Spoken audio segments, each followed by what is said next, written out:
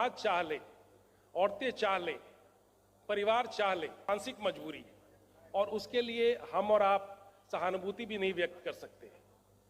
तो इस तरह के जो कार्यक्रम में आप लोगों का शरीक होना और इसकी सफलता तभी है जब आप लोग घर घर में इसको अपना ये करें, आत्मसात करें, इसको ग्रहण करें। तो बहुत अच्छा लगता है जब यहाँ दीदियाँ आती हैं और हर एक बताती हैं कि किस तरह उन्होंने समाज में नायाब चीज़ किए हैं, न्याय परिवर्तन किए हैं। राजस्व एवं भूमि सुधार विभाग की ओर से भी हम लोग चाहते हैं कि परिवार खुशहाल हो, शांति सर्वदा हो। बेगूसराय में माननीय मुख्यमंत्री जी की पहल पे विशेष सर्वेक्षण का कार्य चल रहा है, वो काफ़ी अग्रिम स्टेज में है। हम लोग उम्मीद करते हैं जब सर्वेक्षण का कार्य पूर्ण हो जाएगा तो बहुत सारे छोटे बड़े जो विवाद हैं जमीन के, वो दूर हो जाएंगे और गांव में खुशहाली और शांति हम बहाल कर सकेंगे। इसी प्रकार अभी हम लोग के पास माननीय मुख्यमंत्री जी ने कहा कि गरीब को हम बेघर नहीं रहने दे सकते हैं। अगर सरकारी जमीन नहीं है, जो अब दिक्कत है सब जगह, तो हम उसको खरीद करके क्रय नीति में देंगे। यहाँ पे बहुत सारे लोग कटाव से प्रभावित हैं, बेगूसराय, खगड़िया और कटिहार, इस सब में लोग प्रभावित रहे। अभी ये बताते हुए और जान के आपको खुशी होगी कि पिछले सप्ताह ही खगड़िया में हम लोगों ने 898 परिवारों को, उनकी महिलाओं को अपने रहने का घर दिया है, जगह दिया है। तो ये सब प्रयास है कि आपके जीविकोपार्जन में सुधार आए और आपके जो आमदनी है, आपकी जो मेहनत की कमाई है, वो गलत चीज शराब में नहीं चला जाए, दहेज में नहीं चला जाए, बाल विवाह में नहीं चला जाए। तो आप इसी प्रकार प्रगति करते रहें, सहयोग करते रहें। हमें पूर्ण विश्वास है कि बिहार जो है विकास तो बहुत कर चुका है, अब बिहारवासी प्रगति की राह पर भी सबसे आगे निकलेंगे। बहुत बहुत धन्यवाद। देश भर में चल रहा, रोकना पड़ा था क्योंकि कई प्रकार के प्रतिबंध लगाए गए थे लोगों की सुरक्षा को ध्यान में रखते हुए, लेकिन उसके बाद ये बहुत तेजी से घटा है। और आज खुशी की बात है कि 2 जिले का हम लोग कर रहे हैं, बेगूसराय का और खगड़िया का। तो अभी बेगूसराय में मात्र 5 बचे और जहां तक खगड़िया का सवाल है वहां पर अब कोई मामला नहीं बचा है। तो अब ये तो कुछ ही दिनों के बाद सब खत्म होगा और हमको पूरा भरोसा है कि पूरे तौर पर सब कुछ संपन्न होगा। और कोरोना के लिए जितना काम हम लोग शुरू से, दुनिया में तो शुरू हो गया था 19 में, इसलिए इसका नामकरण हुआ कोविड-19,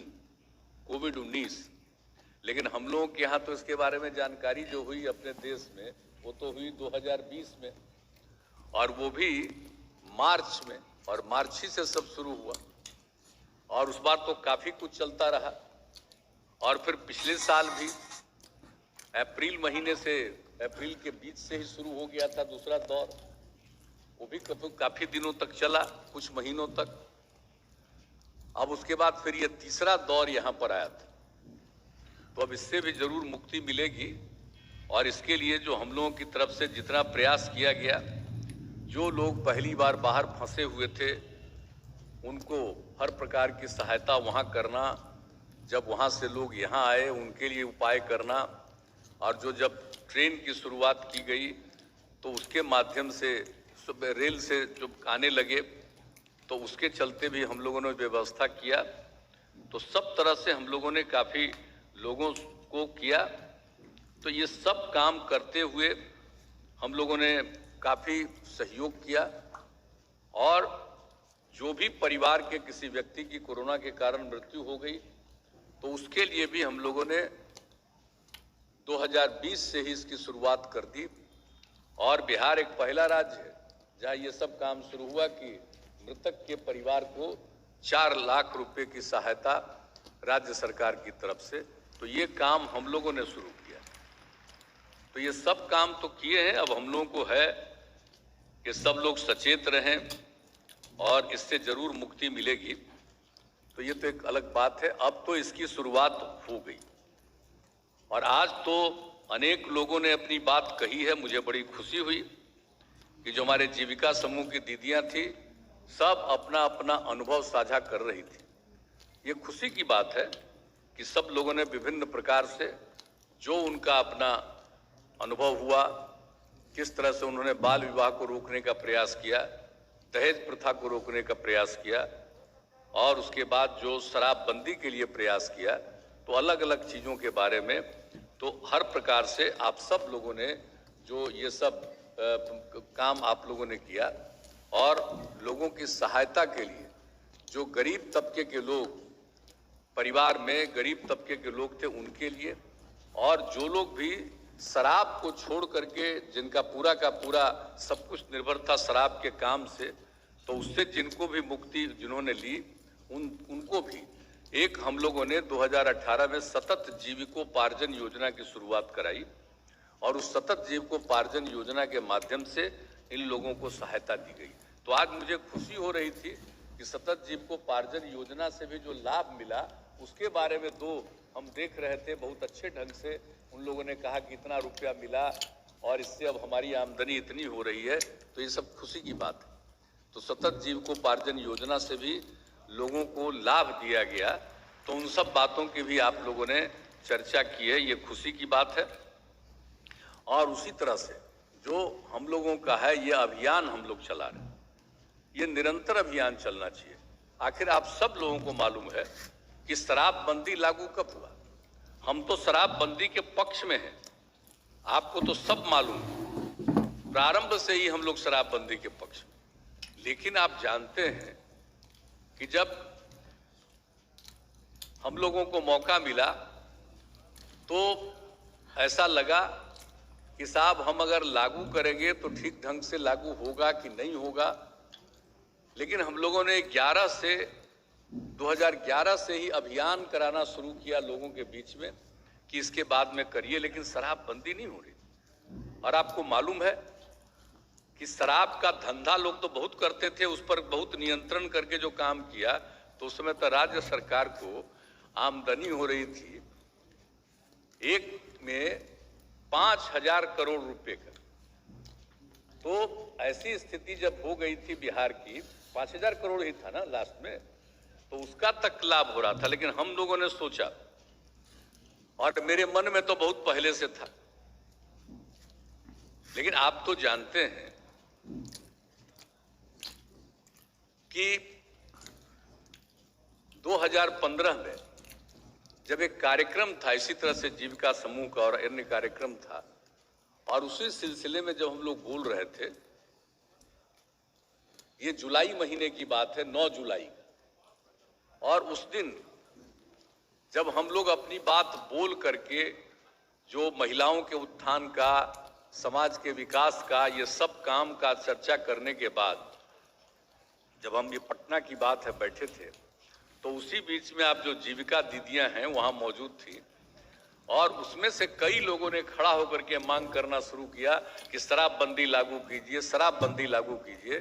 तो हम तो बोल करके बैठ गए थे, लेकिन उसके बाद जब बोल करके जब हम बैठ गए, आज जब उनकी बात सुना, और जो हमारे उसके समय जो मंत्रीगण और लोग भी थे उस कार्यक्रम में, उनसे भी हमने पूछा कि क्या बोल रही है, जो हमको सुनाई पड़ा शराब, सबका क्या शराबबंदी के बारे में।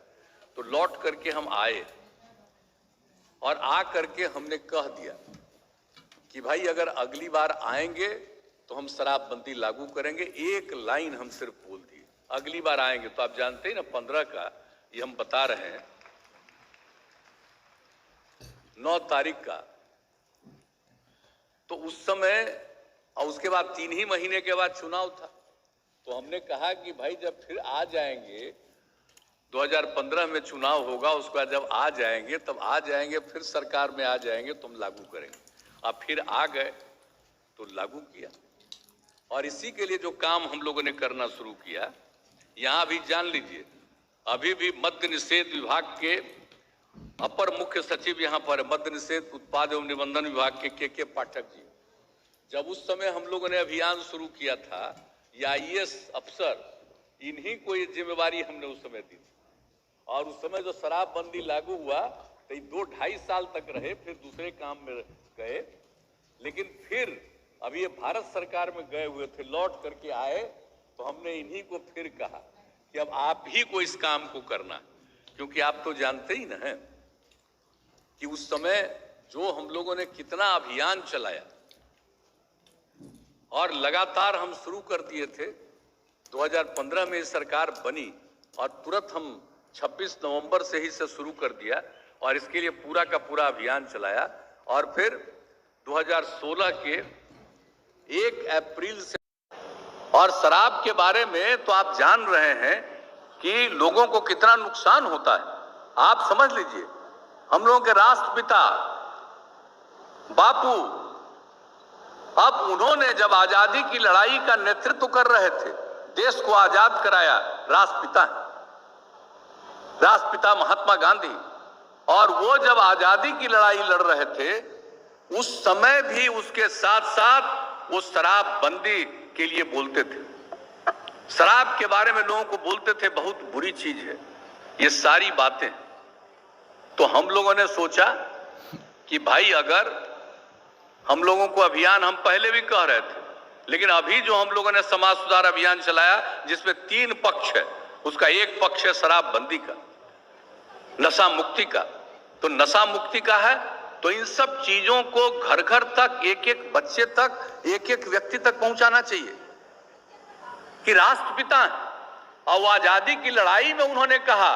कभी कभी तो हमको आश्चर्य होता है कि कोई एक आध आदमी का हम सुनते हैं तो हमको आश्चर्य होता है कि किस काम के लिए राजनीति करता है, क्या चीज है। सर्वसम्मति से पारित हुआ और कहां कुछ बात बोलता है, भूल गया राष्ट्रपिता को। और आप तो जानते हैं हम लोग किस प्रकार से उनकी बातों को लागू कर रहे हैं। समाज के सुधार के लिए जो सारा काम हम लोग कर रहे हैं, तो ये काम हम लोग करते हैं।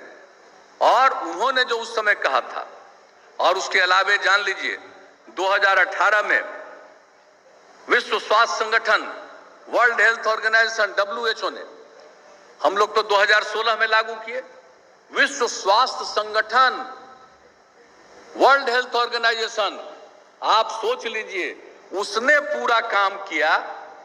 पूरे दुनिया के एक एक देश, हर इलाके का पूरा सर्वेक्षण किया शराब के बारे में, और 2018 में प्रकाशित उसने कराया कि शराब आदमियों से न सिर्फ उसका पैसा छीन लेता है बल्कि उनकी बुद्धि भी हर लेती है।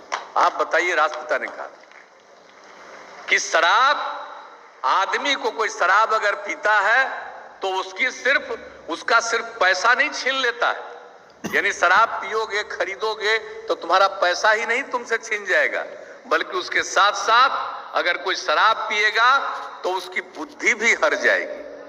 ये बापू ने कहा, ये उस समय कहा, उसको एक एक चीज को लिखा। शराब आदमियों से न सिर्फ उनका पैसा छीन लेती है बल्कि उनकी बुद्धि भी हर